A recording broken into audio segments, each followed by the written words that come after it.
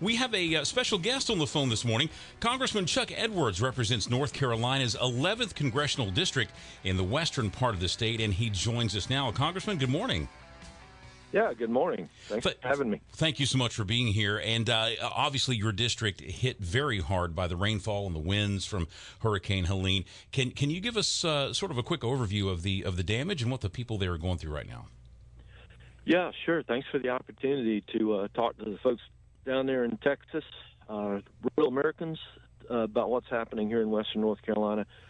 We had Tropical Storm Helene come through last Thursday night, Friday morning. Mm-hmm.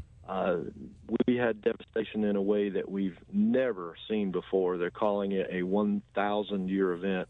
About 9,200 square acres are affected by this storm. We've had widespread power outages, about 250,000 households and businesses. Roads and bridges are washed out. People are severed from their communities and civilization. We've lost, I'm going to say, north of 100 lives right now. Wow. And literally thousands of people have lost their homes and been dislocated. Those are just for starters. So obviously there's been several harrowing days now, a lot of criticism of the federal response to this disaster. What do local relief efforts look like on the ground right now? Well, I certainly am disappointed with the federal response, as well as the state of North Carolina under the administration of Roy Cooper.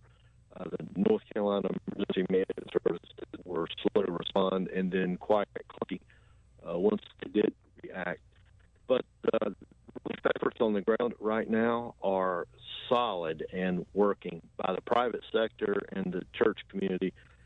We're pulling together as neighbors here in western North Carolina, as mountain people, like I've never seen before. It's really heartening to see that folks are looking past political lines. This storm didn't care if you were a Republican or a Democrat. Mm-hmm. It affected you in one way or another, and it's just heartening to see folks pulling together and looking out for their neighbors like they are. Well, on that note, how can the people of East Texas help? And I appreciate that question. We've had calls from all around the country and from folks that wanted to help, and I've put a list of resources on my website, edwards.house.gov. That's edwards.house.gov.